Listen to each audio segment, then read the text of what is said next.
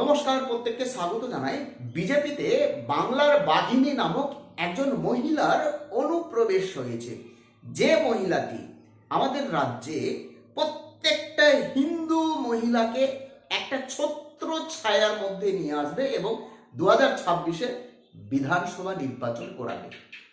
অর্থাৎ আমাদের রাজ্যে যত হিন্দু ইয়াং লেডি রয়েছে, অর্থাৎ 30 থেকে 35 বছরের মধ্যে যারা নিজের পরিবারকে কন্ট্রোল করতে পারে, সেই সমস্ত হিন্দু মহিলাকে একটা ছত্র ছায়ার মধ্যে নিয়ে আসা হচ্ছে পৃথা অধিকারীর দায়িত্ব। অর্থাৎ এই দায়িত্ব দিয়েছে বিজেপির অন্যতম মুখপাত্র শুভেন্দু অধিকারী। এবং কোনো ঘটনাকে কেন্দ্র করে হঠাৎ করে সোশ্যাল মিডিয়ায় পৃথা অধিকারীর খবর খুব সম্প্রচারিত হচ্ছে। এই পৃথা অধিকারী সম্পর্কে আপনাদের সামনে সামান্য তথ্য আমি তুলে ধরছি। পৃথা অধিকারীকে তমলুকের নিমতলার আপাতত বাসিন্দা পৃথা অধিকারী রাজ্যের বিভিন্ন জায়গায় তার কিন্তু বাসভূমি রয়েছে। রাজ্যের বিভিন্ন প্রান্তে দেখে মনে হচ্ছে সামান্য মহিলা, কিন্তু না, তার যে ক্ষমতা রয়েছে, একটা অসীম ক্ষমতা রয়েছে রাজনীতির মাটিতে। এই পৃথা অধিকারীকে আমরা দেখেছি আরজিকর ধর্ষণ খুন মামলায় গোটা রাজ্যে গোটা বিশ্বে যখন আন্দোলন হচ্ছে, এই আন্দোলনের অন্যতম মহিলা মুখ ছিল পৃথা অধিকারী। হয়তো সেই সময় অনেকে পৃথা অধিকারীকে চিনতে পারেনি, কিন্তু যারা এই আরজিকর আন্দোলন কাছে থেকে দেখেছে বা পায়ে পা মিলিয়েছে, বা যে বা যিনি বা যারা এই আন্দোলনে সামিল ছিলেন, কলকাতার ধর্মতলার চৌরাস্তায়, শ্যামবাজারে, রাজ্যের বিভিন্ন প্রান্তে, বিশেষ করে যেখানে মহিলারা অংশগ্রহণ করেছিল বিচার পাওয়ার জন্য, গোটা রাজ্যে আন্দোলন করছিল, প্রত্যেকটা মহিলা মিছিলে এই পৃথা অধিকারী ছিল। এবং এই পৃথা অধিকারী কিন্তু রাজ্যের সমস্ত মহিলাকে একটা ছত্র ছায়ার মধ্যে নিয়ে এসেছিল। সমস্ত লেডি জুনিয়র ডাক্তারদের একটা ছত্র ছায়ার মধ্যে নিয়ে এসেছিল এই পৃথা অধিকারী। হয়তো সোশ্যাল মিডিয়ায় সেই সময় পৃথা অধিকারীকে দেখানো হয়নি, কিন্তু আন্দোলনের অন্যতম মুখ ছিল পৃথা অধিকারী।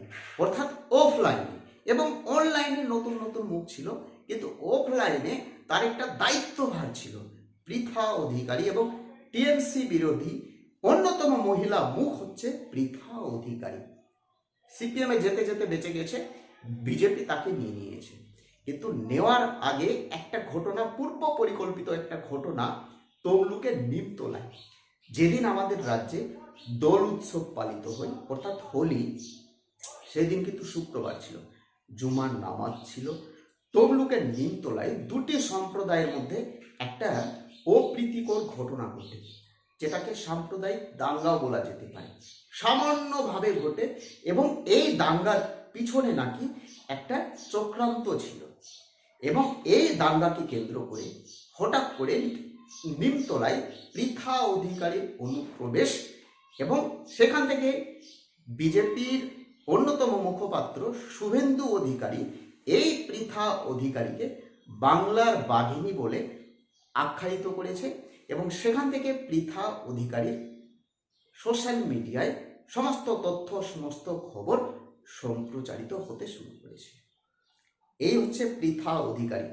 দেখে মনে হচ্ছে সামান্য, কিন্তু না, গোটা রাজ্যকে, মহিলাদেরকে নিয়ে কাঁপিয়ে দেওয়ার মতো ক্ষমতা রয়েছে এই মেয়েটির, অর্থাৎ পৃথা অধিকারী। পৃথা অধিকারী সম্পর্কে বিজেপি বা শুভেন্দু অধিকারী ভালোভাবেই জানে যে ইনাকে যদি আমরা বিজেপিতে পেয়ে নিই, তাহলে কিন্তু আমাদের দলটা আরো শক্ত হবে, আমাদের পায়ের মাটি আরো শক্ত হবে। এই পৃথা অধিকারীর এমন একটা অসীম ক্ষমতা রয়েছে, রাজ্যের প্রত্যেকটা জেলা, প্রত্যেকটা ব্লক, প্রত্যেকটা পঞ্চায়েত, প্রত্যেকটা বুথে বুথে গিয়ে, বিশেষ করে মহিলা যারা রয়েছে, যারা রাজনীতি বোঝে বা যারা রাজনীতি করতে পারবে বা 2-4টা ভোট জোগাড় করতে পারবে, এই মতো মহিলাদেরকে নিয়ে একটা গ্রুপ গঠন করতে পারে পৃথা অধিকারীর অসীম ক্ষমতা রয়েছে। সামনে 2026 বিধানসভা নির্বাচন, সেফ টিকিট পাচ্ছে 100% নিশ্চিত, এবং তার ঘাড়ে একটা দায়িত্ব দেওয়া হবে বিজেপির পক্ষ থেকে। বিশেষ করে মহিলা নেত্রী যারা রয়েছে তার মধ্যে অন্যতম নতুন মুখ হিসেবে এবার পরিচিত হতে চলেছে পৃথা অধিকারী। যেমন অগ্নিমিত্রা পোল বিজেপির পুরাতন মহিলা নেত্রী, দেবশ্রী চৌধুরী, প্রিয়াঙ্কা টেবরওয়াল, এরা হচ্ছে বিজেপির অন্যতম মহিলা মুখপাত্র। ঠিক এই মতো বা তার থেকে বেশি দায়িত্ব দিতে চলেছে বিজেপি এই পৃথা অধিকারীকে। তার অসীম ক্ষমতা রয়েছে, আমরা ভালোভাবে জানি, সোশ্যাল মিডিয়ায় খুব একটা ভাইরাল হয়নি সেই সময়, কিন্তু এই পৃথা অধিকারীর অসীম ক্ষমতা রয়েছে। নির্বাচন সামনে আসুক, আপনারা বুঝতে পারবেন যে তার কি ক্ষমতা রয়েছে। লড়াকু নেত্রী, আমাদের বাংলার লড়াকু নেত্রী, এই জন্য শুভেন্দু অধিকারী তাকে বাংলার বাঘিনী বলে আখ্যায়িত করেছে। এই হচ্ছে পৃথা অধিকারী সম্পর্কে আমার জানা মতো সামান্য তথ্য। কিছু বলার থাকলে কমেন্ট করে জানাবেন। প্রত্যেকে ভালো থাকবে, সুস্থ থাকবে। নতুন হয়ে থাকলে চ্যানেলটিকে সাবস্ক্রাইব করে দেবেন। জয় হিন্দ।